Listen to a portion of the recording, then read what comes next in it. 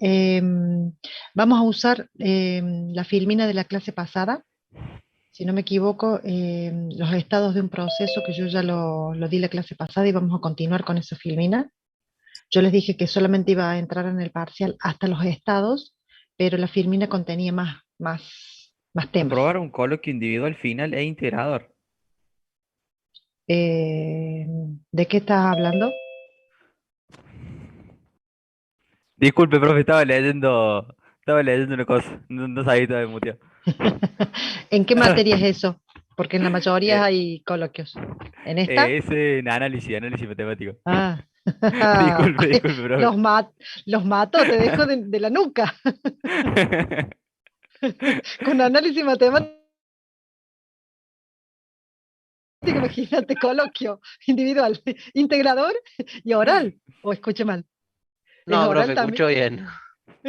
Exacto. O sea, es un examen final. ¿Eso para qué es? ¿Para aprobación directa? Claro, para no hacer el examen final. Estamos en Sí. estamos en la misma. Pero imagínate que eso es para aprobación directa, imagínate lo que va a ser el examen final. Este, bueno, es lo que da la virtualidad, chicos. Como no les podemos ver la cara y en los exámenes no sabemos si son ustedes o quiénes son los que están haciendo el examen, no nos queda otra que los coloquios cara a cara, charlando, para justificar que la nota que tienen es la suya. Pero normalmente en mi defensa y en la defensa de los otros profes, que no sé si será lo mismo, pero ponele que sea igual, ese coloquio son dos, tres preguntas y ya está. O sea, no están media hora con un docente. Hay algunas excepciones, pero la mayoría dice, bueno, me contesta tres preguntas bien y ya está, ya pasó. Ya corroboro que es él el que hizo el parcial y que sabe la materia. Así que bueno. Bueno, eh, también hay coloquio en el 2 pregunta Cintia. Yo te diría, Cintia, que la mayoría de las materias va a tener el coloquio. El año pasado nos agarró medio desprevenidos. Nosotros pusimos coloquio desde el principio porque la profe no quería tomar examen virtual, que ella quería tomar presencial, pero como no llegamos, entonces, bueno, coloquio para todo el mundo. Pero no sé si las otras materias habrán tenido tiempo de hacerlos. Pero este año ya se acomodaron para tener sí o sí coloquio en algún momento del cuatrimestre. Volviendo al tema de sistemas operativos, nosotros empezamos a ver, bueno, voy a volver un poquito para atrás así reacomodamos los conceptos. Hablamos de imagen, perdón, de concepto de proceso, se me fue ya. Concepto de proceso, concepto de programa, ¿sí? La diferencia que había entre un programa y un proceso, el concepto de contador de programa, que es importante a la hora de hablar de procesos, porque el contador de programa nos va indicando la siguiente instrucción a ejecutar. También dijimos que podíamos nombrar a un programa como una entidad estática y a un proceso como una entidad dinámica que va alterándose, cambiando en el tiempo. También los conceptos de multiprogramación, tiempo compartido, transacciones en tiempo real. Y hablamos de la traza del proceso, que hay un planificador, también llamado scheduler, que es el que elige cada proceso que va a ser ejecutado en qué momento, y que en la memoria van a estar conviviendo, en la memoria RAM, distintos procesos de distintos usuarios.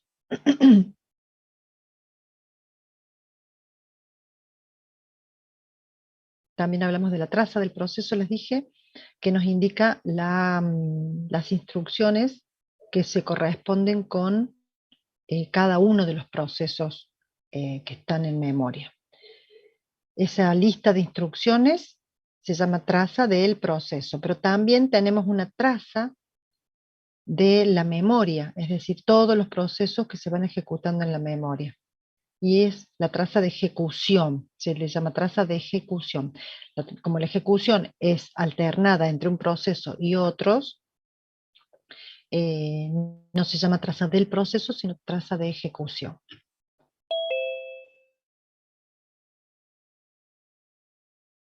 Bien, no debería haber dudas en esto porque ya hicimos el parcial. Pero bueno, puede surgir alguna pregunta de algo que no haya quedado claro. Estoy avanzando, avanzando.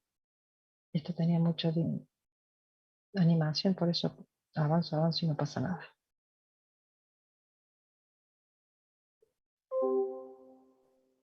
Los estados de un proceso, que comenzamos hablando de 2 estados, de listo y en ejecución, y luego pasamos a un estado de 5,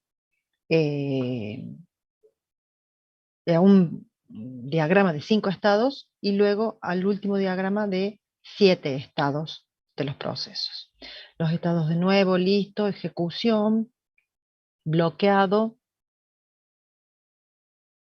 y terminado,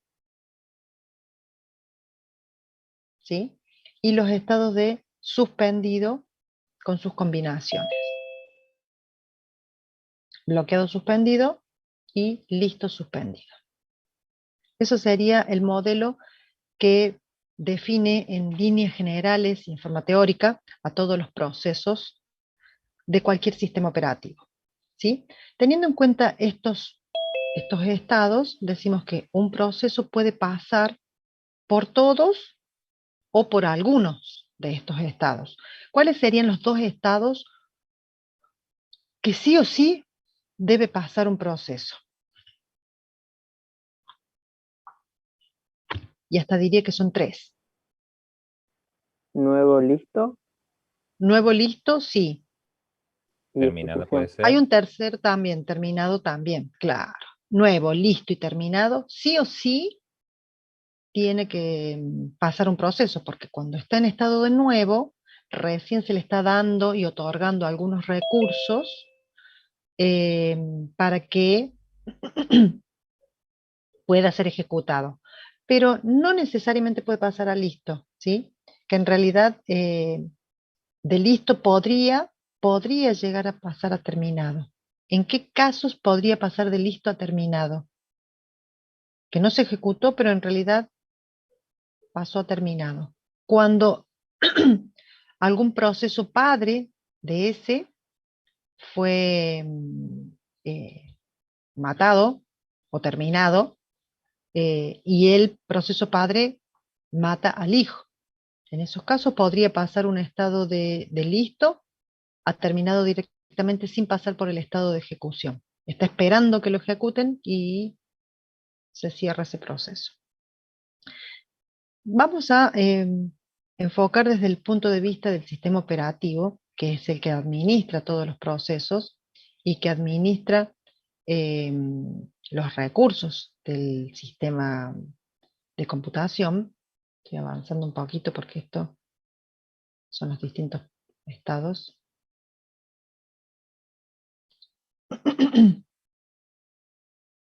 ¿Sí? ¿Cómo hace el sistema operativo para administrar todos los recursos? Cuando tenemos multiprogramación tenemos muchos procesos para ejecutarse, ¿sí? Un proceso 1, 2, un proceso N, y todos van a tener que acceder a la memoria principal, a dispositivos de entrada-salida, al procesador específicamente, pero en distintos momentos. Por ejemplo, al procesador, supongamos que tenemos un solo procesador, cada proceso va a ir accediendo a él uno por vez. Cada intervalo de tiempo va a ir cambiando de proceso, sí, pero siempre va a haber uno solo en un solo procesador. En la memoria puede haber varios procesos, ¿sí? El proceso N, el proceso 2, el proceso 1. Y en los dispositivos, dependiendo del tipo de dispositivo, puede haber dos o más procesos accediendo, o uno solo si fuera un dispositivo no compartido, excluyente. Entonces, el sistema operativo, que es el que administra a los recursos, tiene que tener alguna forma de poder controlar a esos recursos. Un segundito. Un segundito.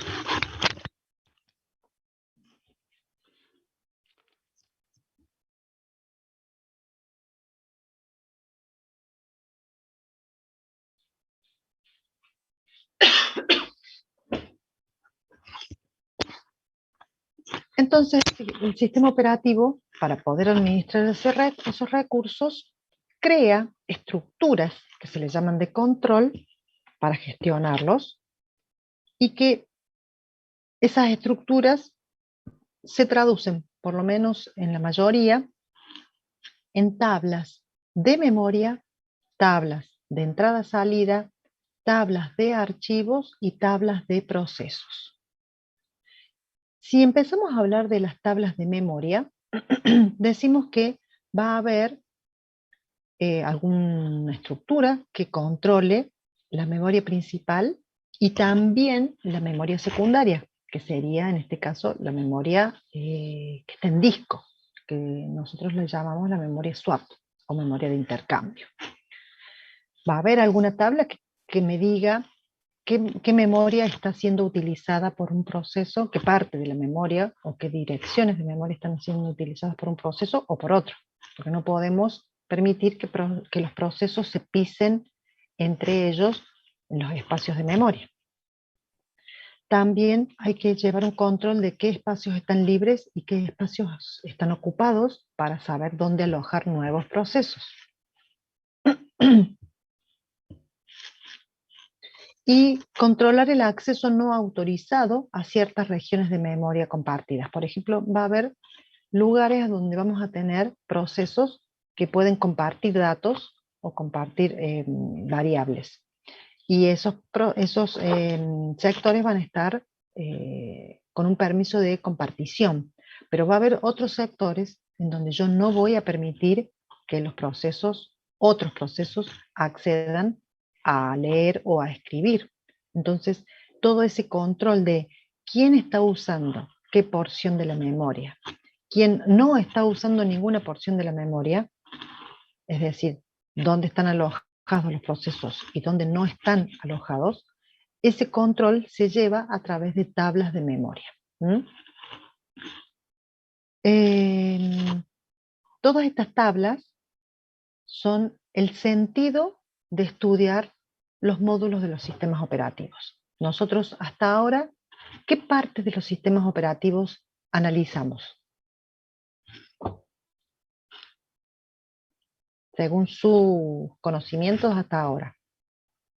Vimos dos grandes temas.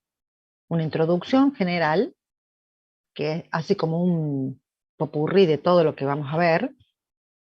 Y Puede después, ser todo lo que es cómo se organizan todos los datos en general del sistema operativo y los datos del usuario en la memoria principal.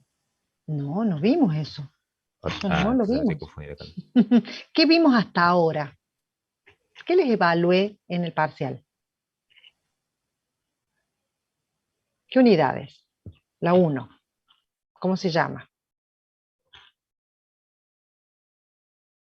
Introducción a los sistemas operativos. Y la ¿Cómo se llama? 2, La 2, ¿cómo se llama?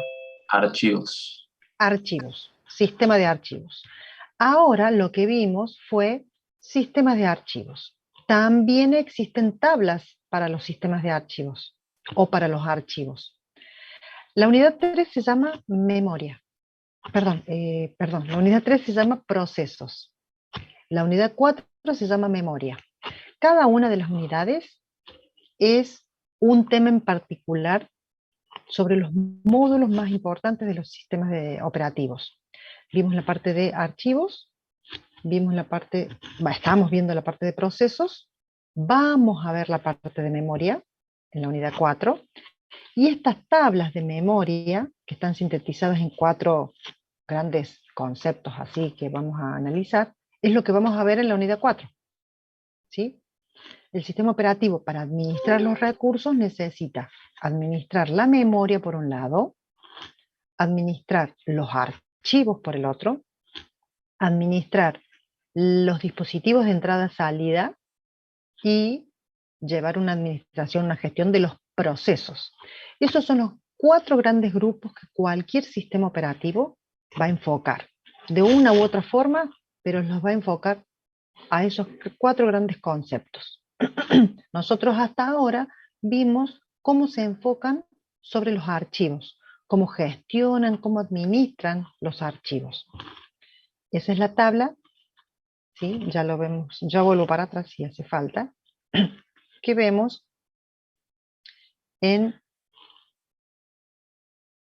Puta, no puse en vez de poner archivo primero, puse memoria, entrada, salida.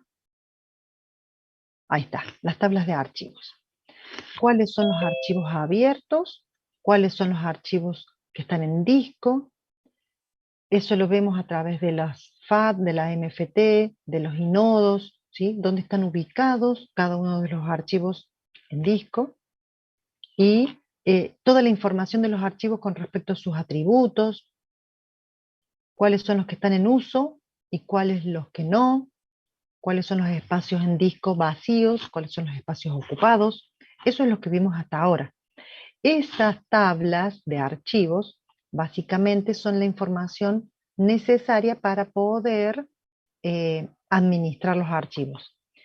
¿Cómo se administran? A través de procesos. Entonces los procesos afectan a esas tablas que nosotros acabamos de mencionar, las que vimos recién. La MFT, la FAT en el caso que hubiese un pendrive, los inodos si utilizamos Linux. Toda la información referida a los archivos están en esa tabla.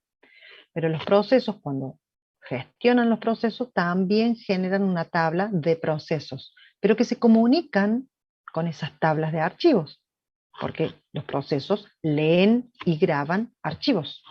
Entonces, todas estas estructuras de control es el kit de toda nuestra materia.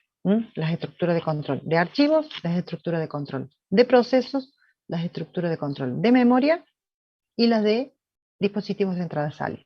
Son los 4 grandes grupos de conceptos básicos que utilizamos.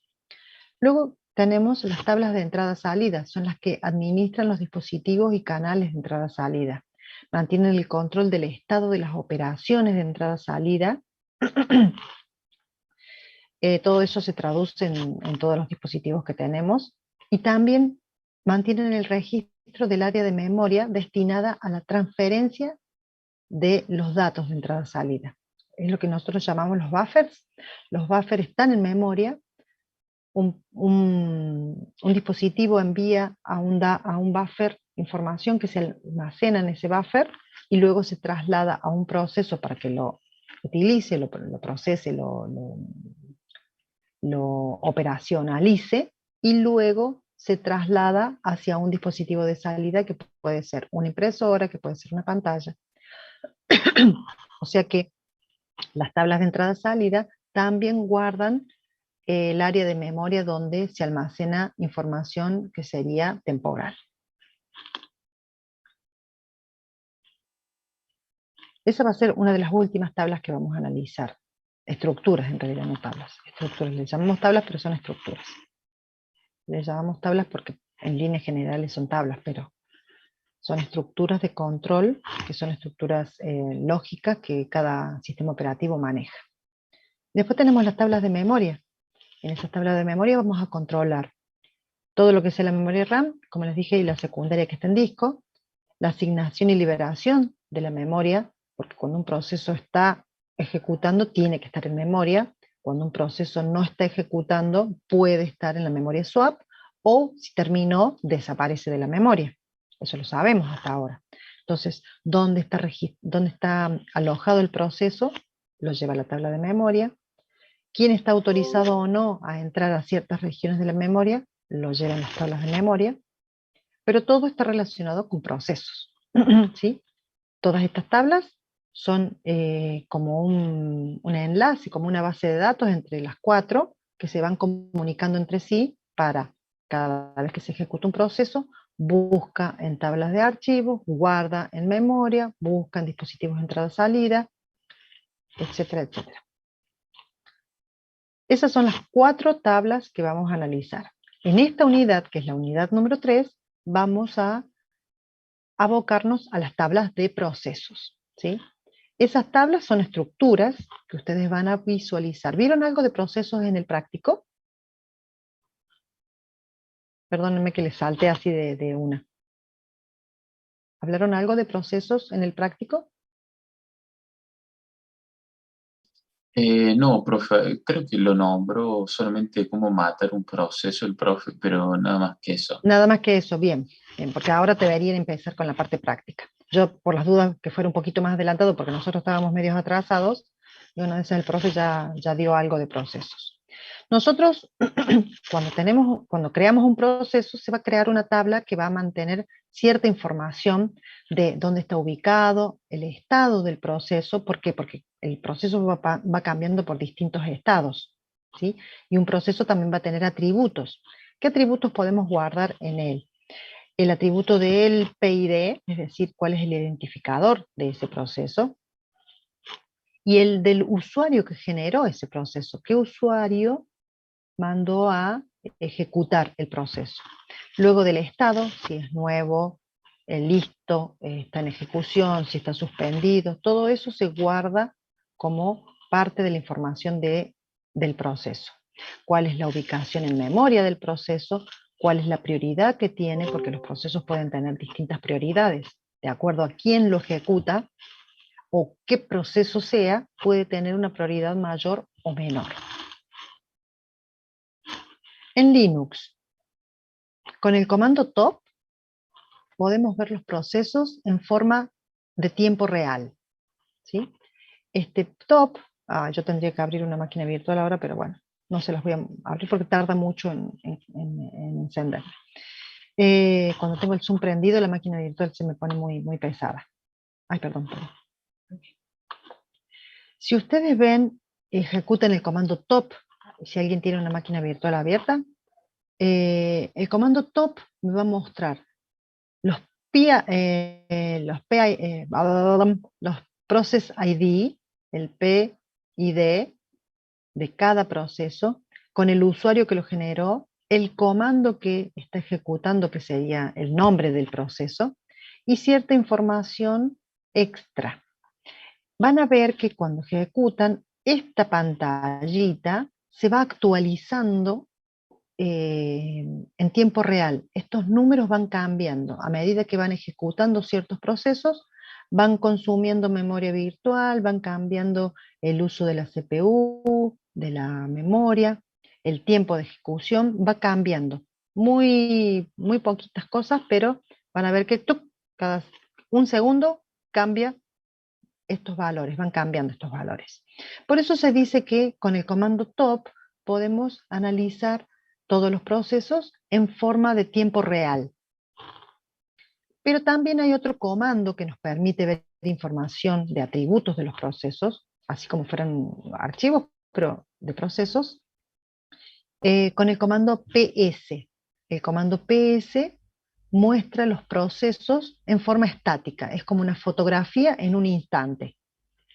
Si hacemos un PS ahora y dentro de 10 segundos hacemos otra ejecución de PS, nos muestra una fotografía de estos mismos datos en forma diferente. Puede cambiar esos datos, porque los procesos pueden haber terminado de ejecutar y ya no aparecen, o porque aparecen procesos nuevos que no estaban antes. Estos son dos comandos básicos que ustedes van a utilizar para ver los procesos, así como también el comando pstree. El pstree les va a permitir ver el árbol de jerarquías de procesos, porque los procesos tienen su PID, pero ¿cómo son generados? ¿Cómo son creados los procesos? Cuando yo mando a ejecutar un comando, ese comando es creado por nuestro shell, por nuestro intérprete de comandos. Por lo tanto, el shell va a ser el padre del proceso que lancé. El shell crea un clon de sí mismo y le pone nombre del comando que yo ejecuté. Y automáticamente se independiza ese clon y tiene como padre el shell, y el nivel más abajo es el proceso que estoy ejecutando.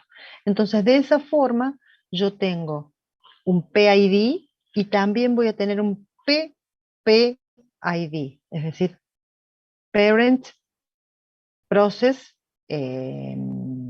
Identificador. A esta combinación de inglés y de castellano que estoy haciendo. Bien, sigamos avanzando porque hay más para hablar.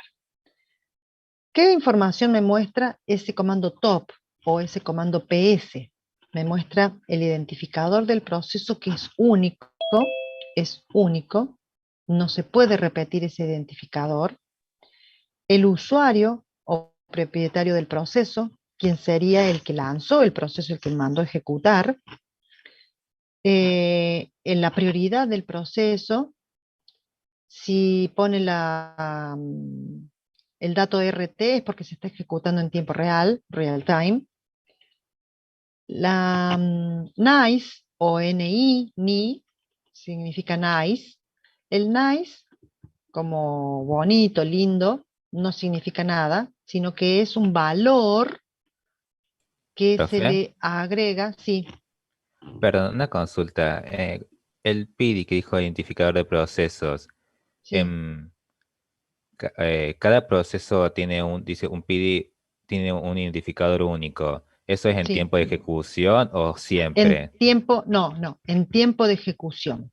Yo hoy ejecuto, ahora en este momento ejecuto un proceso, voy a tener que abrir la máquina virtual para que la vean, porque es mucho más simple. Esperen un Había un chico que la segundito. tenía abierta, creo. Claro, pero, únicamente que él me lo muestre.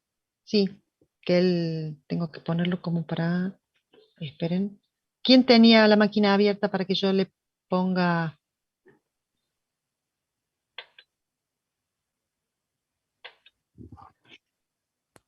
Lucas, ¿vos sabés quién era? No, pero si no, si quiere la puedo aprender o si No, quiere para usar la eso la suya. aprendo yo, no te preocupes. La prendo yo y ya está. Espérenme un segundito que me libere la pantalla, porque yo tengo esto que tengo que estar moviendo de aquí para allá para poder encontrar mis iconos. Aquí está. Creo que era Gino, profe. Bueno, pero ya está. Ya puse clic, ya le dije enter y ya ahora está encendiendo. Yo siempre enciendo primero la máquina virtual y después el Zoom, porque el Zoom, cuando encuentre recursos, los consume. Venga todo para mí, dice. Entonces, por eso tarda. Pero ahora me está funcionando bien. Me está cargando bastante rápido. A ver. Quizás me estoy anticipando y ahora ya está demorando.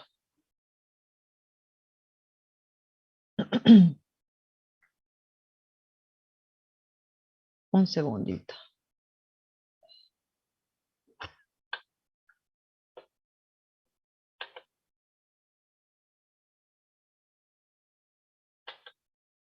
Todavía no terminó. Ahora sí.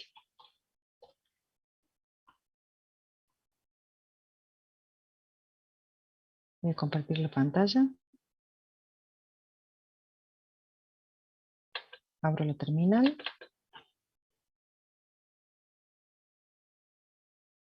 Esperen un segundito que comparto la pantalla. Esto y el PowerPoint. Compartir. Bueno, imaginémonos que estamos en un Linux y hacemos el comando top. Esperen un segundito. El comando top.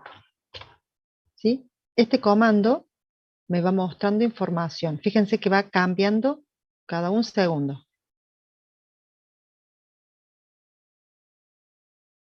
¿Sí? Aquí hay un PID, que es el identificador. Cuando un proceso muere, vamos a hacer la Q para salir. Cuando un proceso muere, ese PID se libera y lo usa cualquier otro proceso. Normalmente los números asignados son los primeros ID, ¿sí? Por ejemplo, el 1, el 2, 3, 4, 5, son para los primeros procesos de sistema. Y los procesos de usuario generalmente son números más altos. Si yo pongo un find, un ls o un sort, o lo que haga en líneas interactivas, ese comando va a adquirir un número de ID más alto, 1000 y pico en el caso mío, y si es un sistema mucho más grande, va a haber números mucho más grandes, ¿sí? De 2, de 4, 5, 6 cifras. Pero Los primeros son asignados generalmente para usuarios, comandos del sistema. Yo con la Q salí, fíjense que ya no se modificó más, porque ya no se siguió ejecutando. Con el PS, por ejemplo, también puedo ver todos los procesos con todos los detalles, y si quiero ver más detalles, tengo el comando ps-le, por ejemplo. ¿Sí? Es muy parecido al top, nada más que es estático. Es en el momento que lo ejecute, terminó. Si yo pongo un comando top, y ahora vamos a ver eso, si yo ejecuto un comando top, van a ver que se va cambiando, pero acá sigue apareciendo el comando. ¿Ven? Ay, está remarcado como con negrita. Y ese proceso va cambiando en el tiempo. O sea que el PID de top va a ser 1026. ¿Sí? Aborto con la Q la ejecución de top. Hago una limpieza de pantalla y vuelvo a poner el comando top. Vamos a ver si mantiene el número. Mira, 1028 es ahora, perdón, 1028. Ya no es 1026.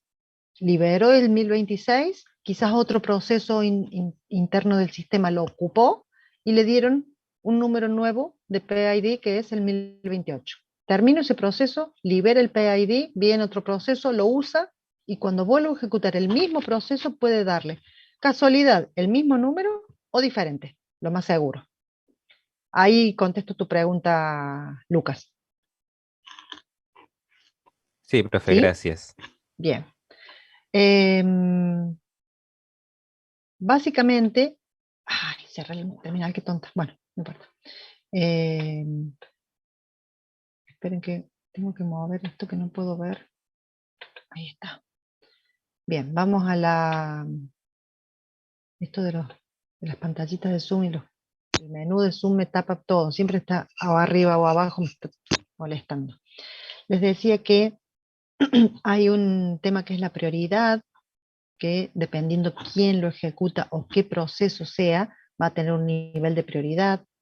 El NI es una modificación que se le hace a la prioridad, porque por defecto todos los procesos salen con una prioridad, y si yo como usuario o administrador le quiero dar mayor o menor prioridad, se le agrega un valor que se llama nice, se escribe ni, acá como código, y ese nice es un valor por debajo de 20 y que puedo restarle o sumarle a la prioridad. Después la memoria virtual utilizada por el proceso, la memoria RAM utilizada en el proceso, la memoria compartida. En la S está el estado, el porcentaje de CPU, el porcentaje de memoria, el tiempo de ejecución y por último el comando que se utilizó para iniciar ese proceso. Todos estos datos son datos que aparecen cuando nosotros hacemos el comando top o el comando ps. ¿Sí? El ps básico muestra información muy escueta. PS solito es muy cortito, pero si yo ya le pongo opciones que me muestren más información, por ejemplo "-F", me muestra un poquito más. Si pongo "-L", me muestra un poquito más de información. ¿Sí? Si le pongo "-E", me muestra todos los comandos del sistema, por eso es que en el L solito me muestra poquita información, porque son todos los comandos que yo estoy ejecutando. Es más fácil analizar con este comando que le ejecuté acá. El bash, fíjense, tiene PID 1034. ¿Sí? Y el PS también se llama 1034, pero, perdón, 1046. ¿Sí? Pero fíjense que el padre es el 1034. Es decir, que cuando yo ejecuto un bash, que sería esta terminal de comandos, el padre del PS, que es un comando, que es un proceso cualquiera, va a ser el 1034. Si yo ejecuto otro comando, por ejemplo, un ls, y no voy a poder hacer las dos cosas al mismo tiempo. ls Y quiero ver si, no, a ver cómo puedo hacer para verlo al comando. ¿Con un pipeline o no Sí, serviría pero ahí? no sé si le va a poder. Vamos a tratar de con una tubería, pero no creo que la tubería me permita hacer las dos cosas, que me lo muestre. Es que ya no me muestre el LS. A ver, el PS, porque el LS manda información al PS, pero cuando el LS le mandó la información terminó y cerró. Si hago un PS y more, a ver así. Fíjense, ahí está. Con un more que me detiene la ejecución pausada, tengo que ay, pero el more, perdón, tendría que haber puesto un PS con detalle. Ahí está, ahora sí. More. Fíjense que el bash no cambia, es 1034. El PID sigue siendo el mismo. El PS cambió, es 1049. Porque ya es el segundo, tercero, cuarto, quinto PS que ejecuto. Cada PS que ejecuto toma un valor diferente. El more es el siguiente, 1050. Si vuelvo a ejecutar esto, el 1034 se sigue manteniendo para el bash, el PS ya es el 1051 y el more es el 1052. ¿Sí? ¿Por qué me mantiene los dos procesos mostrándomelos? Porque fueron ejecutados en el momento del PS. Si yo ejecuto ahora, por ejemplo, un ls y luego un ps-l, ya el ls no aparece, porque ya mostró la información, terminó y desapareció. Ya no tengo registros del ls. Es tan rápido que un instante guarda toda la información cuando lo ejecuta el comando, y cuando termina de ejecutarlo, borra todo. ¿Sí? El PS se reconoce como a sí mismo un proceso, por eso es que lo lista cuando hace el PS-L. Pero después de que yo ejecute el PS-L, este proceso 1055 murió. En el momento que me lo mostró, como me lo tenía que mostrar, estaba vivo el proceso. Pero luego muere porque ya termina de ejecutar sus instrucciones. ¿Se va entendiendo esto? Algo que les quiero comentar, que van a verlo aquí, es que existe un proceso ls raíz. Existe en el file system algo que se llama subdirectorio proc. ¿Sí? Ese subdirectorio proc es el que guarda las tablas de las que estoy hablando de los procesos. Las tablas de los procesos es información sobre cada uno de los procesos. ¿Y cómo las guarda? En un subdirectorio que se llama proc, dentro de raíz, y que dentro de proc, si yo me muevo, voy a hacer un ls de ese subdirectorio, al menos uno, y tengo todos estos directorios que están en azul.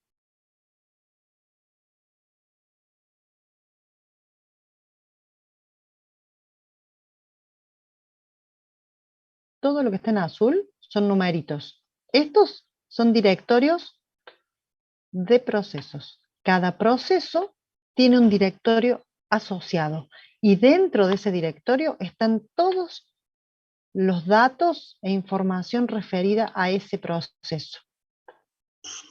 ¿Qué subdirectorio debería existir aquí? Ustedes ya saben cómo se llama, qué número tiene. Este. Ese subdirectorio contiene información sobre el bash que estamos abriendo acá, sobre esta terminal que estoy usando. Porque ese subdirectorio tiene el número de PID del proceso bash que yo estoy usando. Si yo pongo PS, me aparece 1034. El 1059 es un PS, lo vamos a buscar. No va a estar acá. ¿Por qué les digo que no va a estar? Porque ese proceso se generó recién y Sí. murió en el momento en que lo ejecuté. ¿Puedes 1058 fue abrir el el último. directorio para ver qué tiene? Lo podemos abrir, sí. Vamos a ver. Tiene muchos archivos. ¿Cómo hago para abrirlo? A ver, díganme ustedes. Y O para ver el contenido. ls, digamos, en el directorio. Ver el contenido nada más. ¿Sería? ¿Esto quieren hacer ustedes? 1034. Ay, perdón. Barra 1034. Cada directorio va a tener más o menos los mismos archivos. Básicamente, los estados. ¿Dónde está el otro que me interesa a mí? Las tareas. Hay otro más que... Los que están en azul son directorios, ¿sí? Adentro del directorio del proceso también hay directorios. Stat, la pila, el mapeo, los relojes o timers. ¿Dónde está el que estoy buscando yo? No me acuerdo cómo se llama. El uso de la memoria. Profe, ¿puede hacer ls-l para ver Bien, qué tipo de para ver. archivos son? Bueno, ¿y qué van a ver en particular? Les voy a Gracias. mostrar qué van a ver en particular. Algo que ustedes se van a dar cuenta en esta columna. ¿Ven ese numerito? ¿Qué indica ese 0? No tiene ningún enlace. No, en realidad los directorios sí, pero los directorios tienen enlace por el... ¿Se acuerdan que los directorios tienen enlace? Porque el punto y el punto punto son enlaces realizados, por eso existen. Pero básicamente no tienen enlaces. Sí, sí, sí, porque no los puede usar otro directorio. Solamente ese proceso puede usarlo. Y esto que les marco del 0 es lo importante. Todos los subdirectorios que teóricamente están en disco, porque nosotros a los archivos los guardamos en disco, en este caso tienen tamaño 0. Sin embargo, existen y yo estoy ejecutando y guardo información. ¿Saben por qué? Porque ese proceso existe solamente en memoria. Cuando el proceso termina o la máquina se apaga, yo no guardo esa información. Por lo tanto, no es necesario guardarla permanentemente en disco. Por eso es que aparece tamaño 0. Pero no es que ocupe tamaño 0. Ocupa espacio en memoria. Sí lo ocupa. Pero no lo materializa en el disco. Por eso es que este se llama directorio virtual proc. Es un directorio virtual /proc. ¿Sí? Hay mucho para analizar en procesos. Hay muchas cosas que yo no sé qué son. Les voy a reconocer eso porque la verdad que tendría que poner a analizar cada uno de los archivos y cada uno de los archivos sirve para guardar algún dato en particular. Todo esto son archivos que guardan información de los procesos. En líneas generales, la estructura es todo el subdirectorio con información específica de estados, de uso del procesador, de uso de la memoria, de la prioridad, de la modificación de la prioridad, de todo lo que les dije acá, de todo esto, de cuál es el padre, cuál es el usuario, cuál es la memoria virtual que se utilizó, cuál es el porcentaje de la memoria utilizada, el tiempo de uso, el tiempo de comienzo, el tiempo de fin, cuál es el comando que sería el nombre del proceso. Toda esa información se maneja a través de ese subdirectorio en Linux. En Windows tenemos el administrador de tareas, que es el que nos permite ver la misma información, ¿sí? Porque básicamente las estructuras de datos que se utilizan para administrar los sistemas operativos, perdón, para administrar los recursos por parte del sistema operativo, son similares, enfocado a los procesos, enfocado a los archivos, enfocado a la memoria y enfocado a los dispositivos de entrada-salida. Por ahora vamos viendo las estructuras de los procesos. Y eso se ve a través del administrador de tareas. Los mismos conceptos de administrador de tareas y de PS o top, que lo ven en Linux, se pueden hacer, ¿sí? Eliminar, agregar procesos, detener, suspender, reanudar. Todas esas opciones se pueden hacer con el administrador de tareas como también se pueden hacer con Linux. Con el administrador de tareas es mucho más simple porque hago clic, clic, clic, clic, clic, voy con todo a un solo clic. Con Windows lo hacemos, perdón, Con Linux lo hacemos mucho más manual y tenemos que apretar comandos, ejecutar distintas órdenes para lograr el mismo resultado, siempre y cuando lo hagamos desde el modo texto, ¿no? Lo que sí les va a quedar claro esto es cuando hagan el trabajo práctico número 2. Con el trabajo práctico número 2 que van a realizar, que seguramente la semana que viene o la otra ya se los presenta el profe, van a ver la comparativa de utilizar el administrador de tareas y los comandos de Linux, para que vean que son más o menos lo mismo. Seguimos con, ¿dónde estoy? No, cerré al revés, cerré mal. ¿Cierto que creía que estaba en Windows y estaba en una pantalla de la presentación? Bien. Esta bibliografía, este tema de la bibliografía están en el capítulo 3, descripción de procesos de Stalin, página 107 a la 128. Esta filmina la tienen ustedes. Ahora vamos a comenzar una nueva filmina que es, esperen, esta otra, que es la parte 2 de procesos. ¿Sí? Las partes de estructuras de control específicas, que lo van a ver en la filmina también de Stalin, también el capítulo 3, pero de la página 128 a la 143. O sea que es la continuación de lo que vimos recién.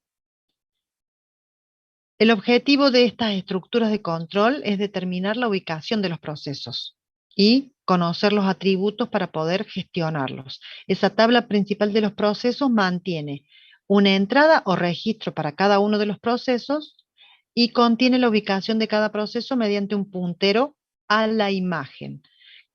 ¿Cuál sería la entrada a un proceso? Profe, creo que se está viendo una máquina virtual. Ah, pero que cambié la filmina, tienen razón. Bueno, pero según lo que yo les acabo de decir, ¿cuál sería? Dejar de compartir y volver a compartir. El dato que me permite controlar o gestionar a un proceso. Según lo que hemos hablado, ¿qué entendieron? Hay algo que lo identifica, que es único. Entonces, ese sería el dato necesario para poder administrarlo. Y se llama PDI. el PID, claro. Eso. Porque si yo no tengo un PID que sea único, yo podría duplicar procesos. La única forma de poder gestionarlo, poder determinar la ubicación, determinar cuáles son los atributos, todo eso sería a través de su PID. El PID es como la puerta de entrada para poder hacer esa gestión del proceso. Cuando ese proceso termina, ese PID desaparece, se libera. Y el próximo PID puede usar ese mismo número, pero ya no va a guardar al mismo proceso, va a guardar a otro. Pero ya no voy a necesitar gestionar al viejo, porque el viejo ya terminó, porque liberó el PID. ¿Sí? Por eso los PID se dice que son únicos. La palabra identificador ya nos hace pensar de que es único, ¿no? Porque cuando se habla de un identificador es porque no queremos que se duplique esa información.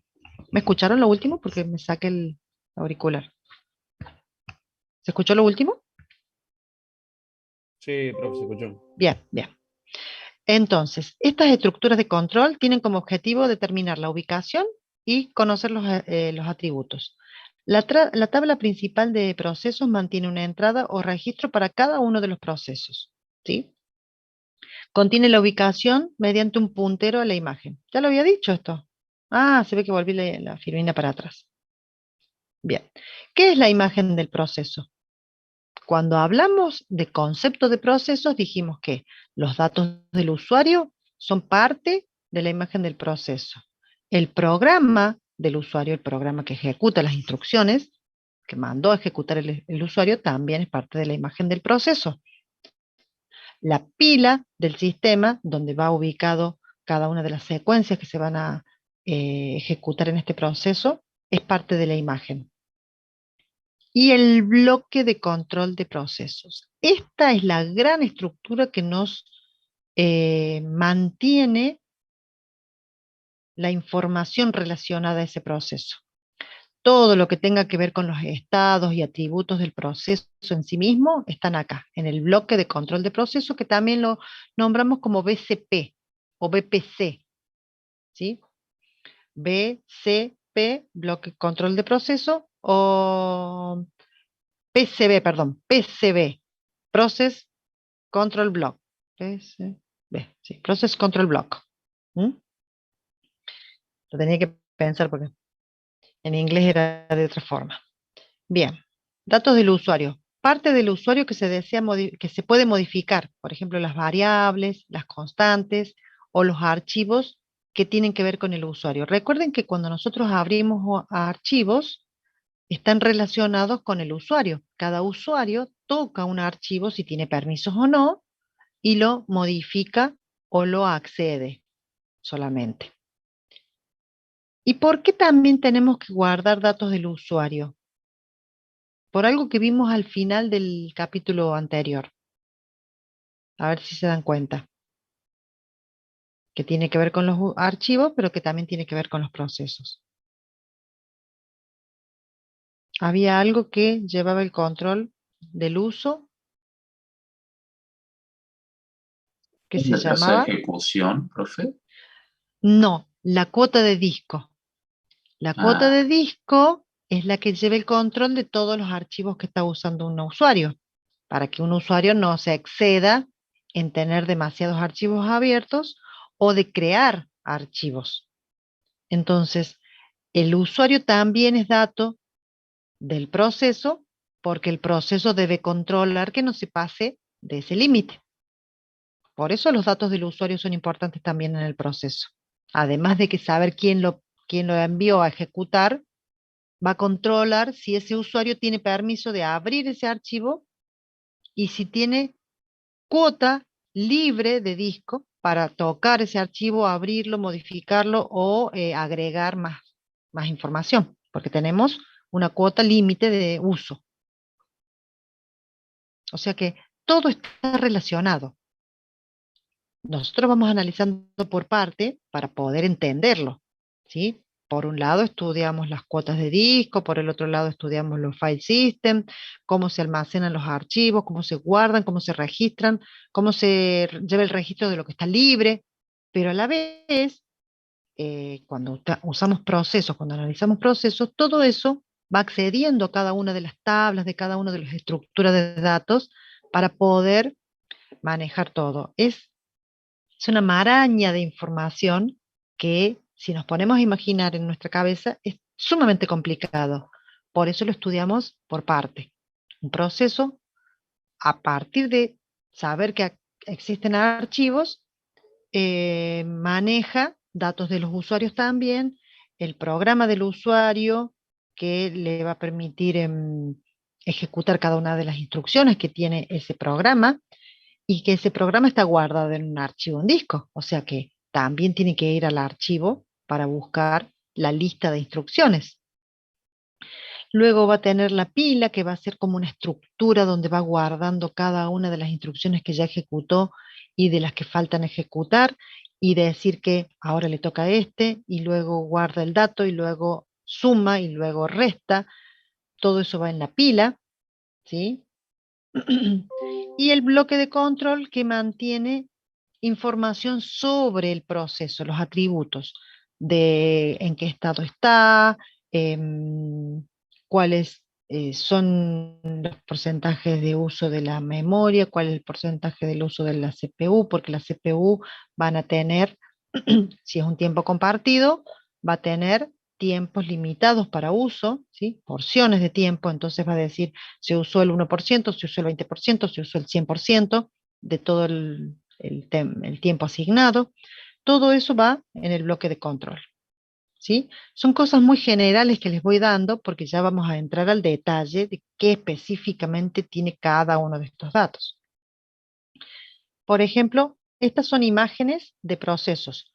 Cada proceso que yo lanzo para ejecutar va a tener el identificador del proceso, la información del estado del procesador y la información de control de proceso.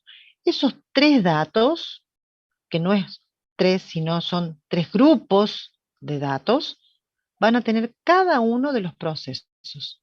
Y eso es lo que contiene el bloque de control. El bloque de control de procesos contiene un grupo de datos que se llama identificador, otro grupo de datos que se llama información de estado del procesador y otro grupo de datos que se llama información de control. Esto es lo que vamos a analizar.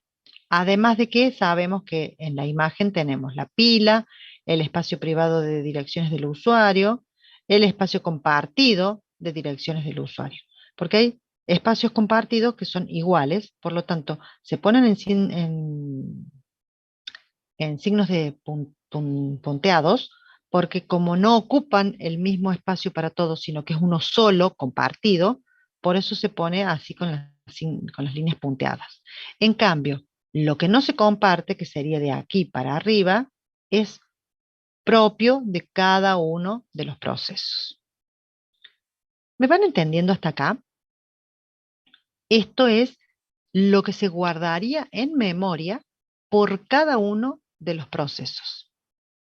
Y serían toda esta información lo que ustedes vieron en el subdirectorio proc.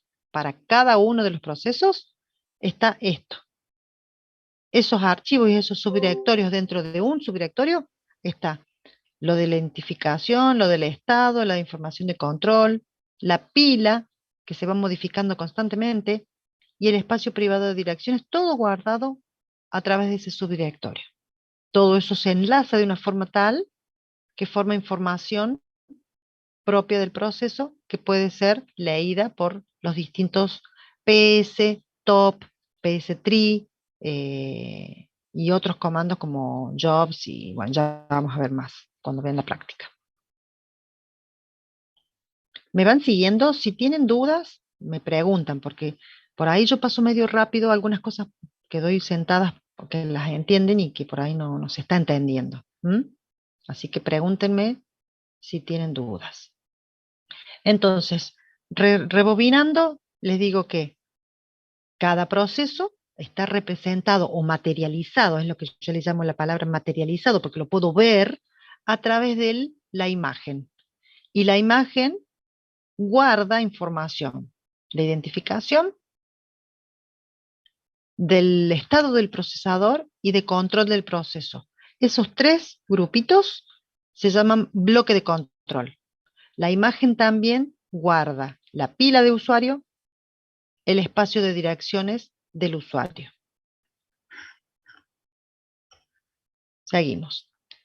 La pila del sistema es un conjunto ordenado de elementos a los que accede en forma LIFO. ¿Sí? La pila va apilando y va desapilando a medida que va sacando información. ¿Cuál es el objetivo de la pila? Almacenar los parámetros y las direcciones de retorno de los procedimientos. Por ejemplo, si yo llamo un procedimiento, busca la información, busca en la pila a dónde tiene que seguir ejecutando. ¿Sí? Las llamadas al sistema que se van ejecutando y que se van guardando la información que recopila, porque a veces tengo que comparar o procesar dos tipos de informaciones, entonces tiene que ir a buscar las dos, pero después vuelve a ver cuál es el proceso de procesar esos dos datos que buscó. Entonces en la pila guarda cada uno de esos parámetros o direcciones de retorno, que se le llama. A ver, me pasé. No, está bien. Bien, por ejemplo, la pila del sistema para el programa principal ejecuta una instrucción, ejecuta otra instrucción y en la instrucción 500 hace una llamada al procedimiento 1. Entonces, la llamada al procedimiento 1 está en la instrucción 600, número 600, y empieza a ejecutar. Cuando empieza a ejecutar dice llamada al procedimiento 2, pero está ejecutando el procedimiento 1. Entonces, llama al procedimiento 2, ejecuta el procedimiento 2, la pila guarda que tiene que volver a la instrucción 601, ¿sí? Y no es el contador de programas, sino que guarda los datos que ejecutó aquí para que lo pueda usar este procedimiento. Cuando termina de ejecutar el procedimiento, vuelve al programa principal y sigue con la instrucción 501. Es decir que esa pila es la que va almacenando cómo va la secuencia de ejecuciones y los datos que van necesitando y que van volviendo de distintos procedimientos anteriores. Es una secuencia bastante compleja, pero que todo eso se guarda en lo que se llama pila del sistema.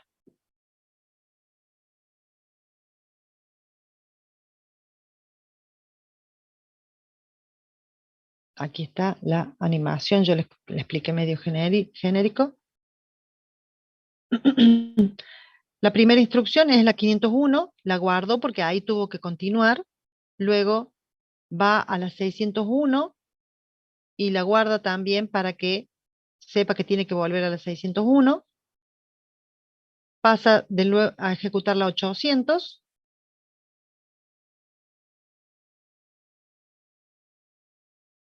Y la 700 me mató. Ah, bien, perdón. Llamada de procedimiento 2. Pero nunca ejecutó la 800.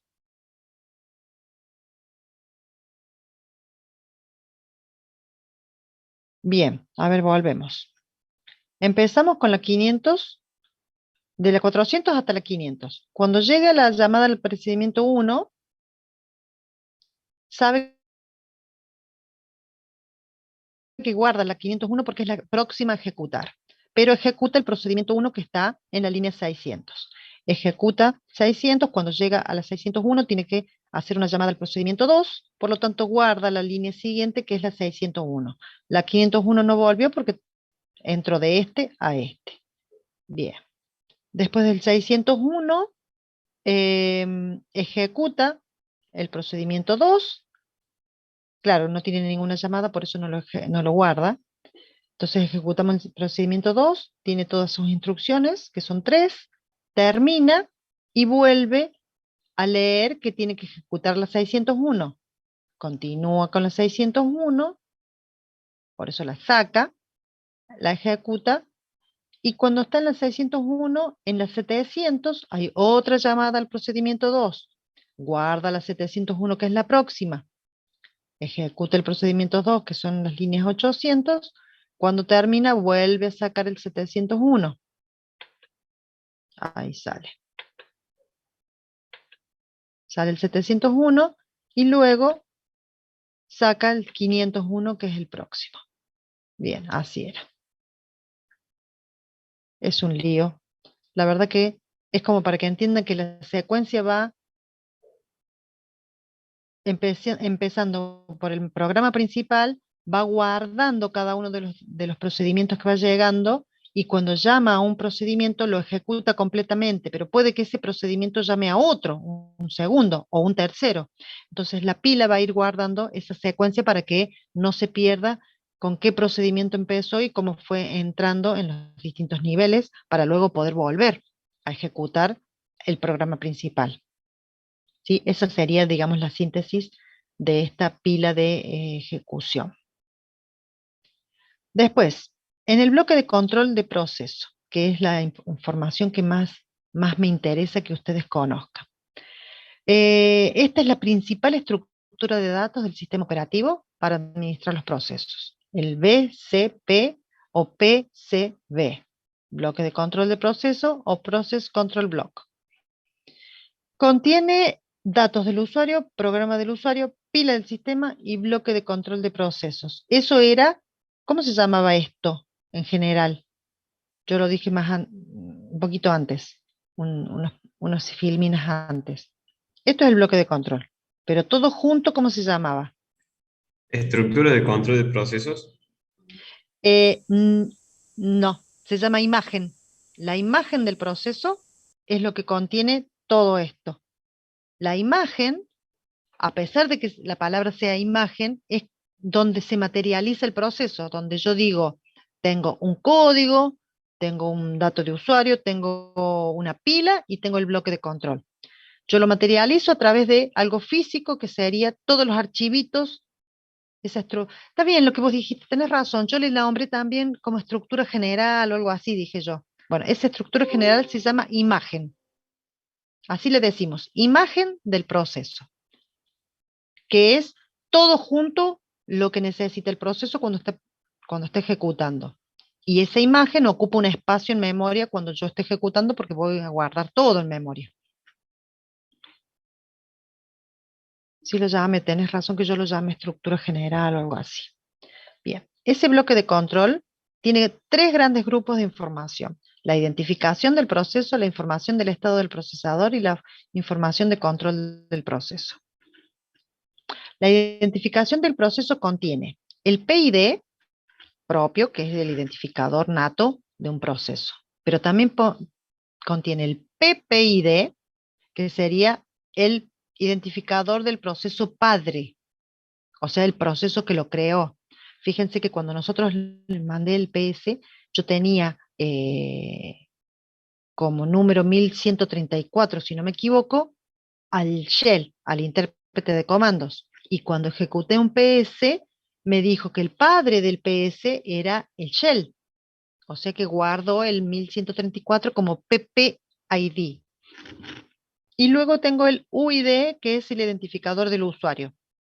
Recuerden que habíamos dicho que el identificador de usuario lo guardaba porque necesitaba todos los datos referidos a qué usuario estaba ejecutando, si ese usuario tenía permisos de ejecución o no, si tenía cuotas de disco asignadas o no, y ya vamos a ver más adelante el tema de las memorias de las entradas y salidas. Pero por ahora lo podemos relacionar con los archivos porque sabemos que cada archivo tiene su cuota de disco, perdón, cada usuario tiene su cuota de disco.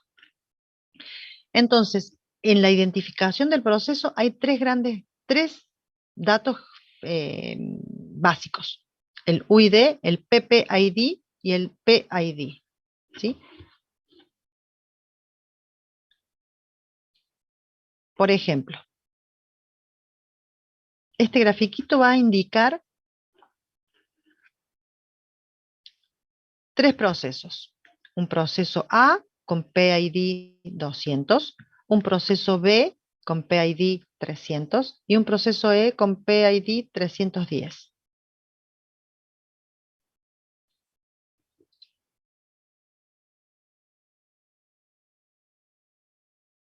Si no me equivoco, esta es la jerarquía de procesos.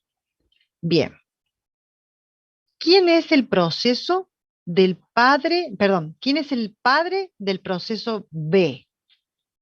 Este sería el proceso B. El proceso A, El proceso A. ¿Y quién sería el padre del proceso D? el proceso B. El proceso B. Muy bien. Ahora, ¿se guardará el abuelo? Como quien dice, se guardará que el proceso D es hijo del proceso B y que B es hijo del proceso A. ¿Se guardará esa información en el proceso D? ¿Sería necesario? Creo que no. ¿Por qué?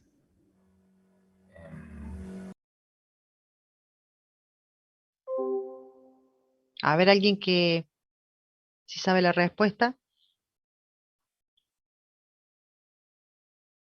¿Por qué no sería necesario guardar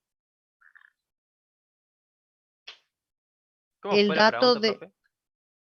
Yo tengo el proceso A, que es padre del proceso B, y el B es padre del proceso D. Yo en el proceso D, según este bloque de control, me dice que guardo el número 410, que es el número de PID del proceso D, y también guardo el PPID, o sea, el número del proceso padre, que guardaría el proceso 300. ¿Sería necesario guardar el proceso abuelo, que sería el 200 o el A? Y no, pues ya lo tiene guardado B. Claro, por eso yo no guardo en D el proceso padre del padre, porque para eso voy al padre y busco aquí el padre de este. Con el nivel y el nivel superior, yo ya tengo la jerarquía para ir armándola. ¿Pueden 2 procesos tener el mismo PID? ¿PID? No, profe. Ya lo habíamos dicho eso. Bien. El segundo grupo de información. El primero era de identificación, es muy simple. Ese no se lo pueden olvidar. ¿Sí? El PID, PPID y el UID. UID. Si ya lo estoy diciendo en inglés los otros, ese también. PID, PPID, UID. UID. El siguiente grupo es información del estado del procesador. Son 3 grandes grupos en el bloque de control de proceso. El segundo grupo tiene registros visibles para el usuario. Estos registros visibles por el usuario no significa que el usuario los va a mirar, sino que son accedidos por medio del lenguaje de máquina el proceso del usuario. Después tenemos los registros de control y estado, por ejemplo, el contador de programa, el código de condición de operaciones aritméticas y lógicas, la información del estado, si hay interrupciones habilitadas o no, los modos de ejecución. Toda esa información son registros de control y estado. Y por último, los punteros de la pila, donde cada proceso tiene una o más pilas de sistema de tipo LIFO. Los punteros a pila no es la pila, sino el puntero solamente que apunta a donde hay una pila para ser leída y para ser descargada, ¿no? Entonces, la información de estado del procesador son los registros que nos permiten ver cómo está siendo usada el procesador. Fíjense que acá está el contador de programa. Acá es el que me dice cuál es la próxima instrucción que yo debo ejecutar, ¿sí? Y a su vez me dice cuáles son los registros de interrupciones, si están habilitadas las interrupciones o no, si me permiten que me interrumpan o no, si permito, mejor dicho, que interrumpan o no a mí como proceso. Y por último vamos a tener información de control del proceso. Y acá tiene que ver con el estado del proceso, la prioridad, cuál es el algoritmo de planificación que se utiliza, cuáles son los punteros a otros procesos, si hay comunicación entre procesos, cuáles son las variables que van a comunicar, el privilegio de los procesos en cuanto al acceso de la memoria. Si hay un proceso que tiene mayor privilegio, va a poder acceder a ciertos sectores de la memoria que son privilegiados, como quien dice, mientras más altos son los números de espacios de memoria, mayor privilegio es. Los punteros a las tablas de páginas, que esto es datos de la memoria que ustedes todavía no van a entender, pero esto significa que hay un puntero para que ustedes sepan cómo se administra la memoria. La propiedad de los recursos, si hay archivos abiertos, si hay historial del uso del procesador, qué cantidad de archivos hay abiertos para que controle que no se exceda la cuota de disco, si están usando algún dispositivo de entrada-salida o no. El historial del uso del procesador tiene que ver con el porcentaje de uso por tiempo compartido, porque si nosotros tenemos un sistema de tiempo compartido, va a haber muchos usuarios tratando de usar el procesador y el proceso va a tener que esperar su tiempo, su momento, para que le asignen. Entonces, ese historial se guarda para que cuando se elija un proceso, este proceso diga, bueno, yo lo usé el 20%, yo usé el 30% de mi tiempo, me falta mucho tiempo para ejecutar todavía, así que denme tiempo para mí. O sea que, pues se me fue. Todos esos datos se guardan del proceso en el bloque de control, en la parte que dice información de control. La parte de información de identificación, la otra de registros de control, y en este es bloque de control del proceso. Son 3 grupos de informaciones. Eso contiene el BCP, ¿sí? Y por último, vamos a ver cuáles son las funciones básicas del núcleo del sistema operativo. Recuerden que cuando hablábamos de los sistemas operativos modernos, decíamos que el núcleo tenía funciones esenciales y mínimas, ¿sí? Esas funciones eran muy pocas. Por ejemplo, en cuanto a la gestión de procesos, el núcleo va a poder crear y terminar procesos, ¿sí? Crear y terminar procesos. Planificar y activar procesos, es decir quién va a ejecutar y decir quién en este momento está ejecutando, o sea, de una cola que yo tenga de procesos, decir, este va a ser primero, este va a ser segundo, este va a ser tercero. Y el primero empieza a ejecutar ya. Eso sería planificar y activar.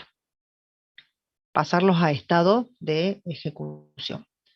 La sincronización y comunicación entre procesos.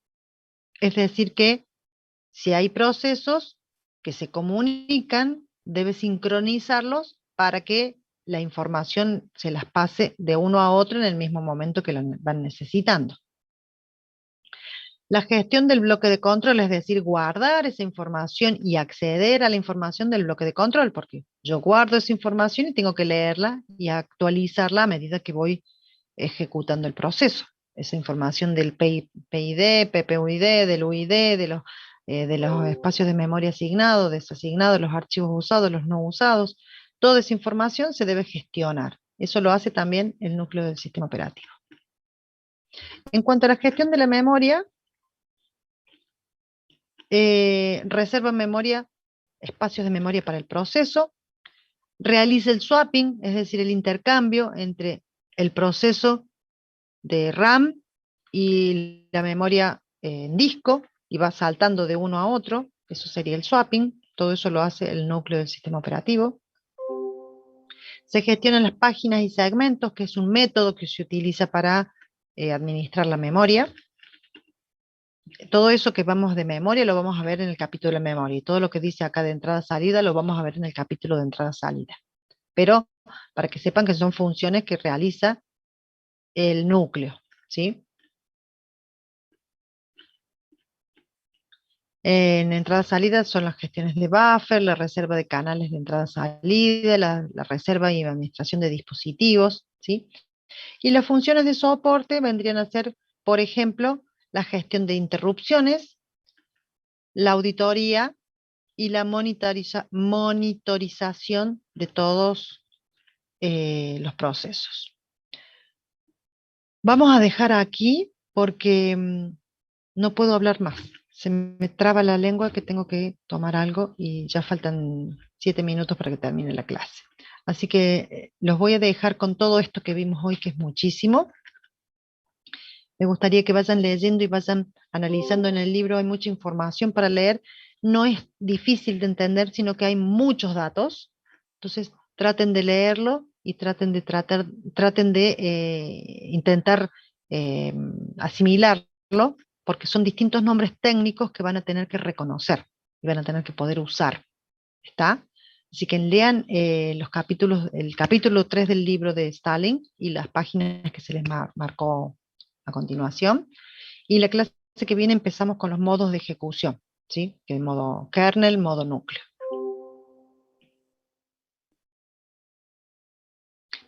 Les dije que pusieran el presente, ¿no?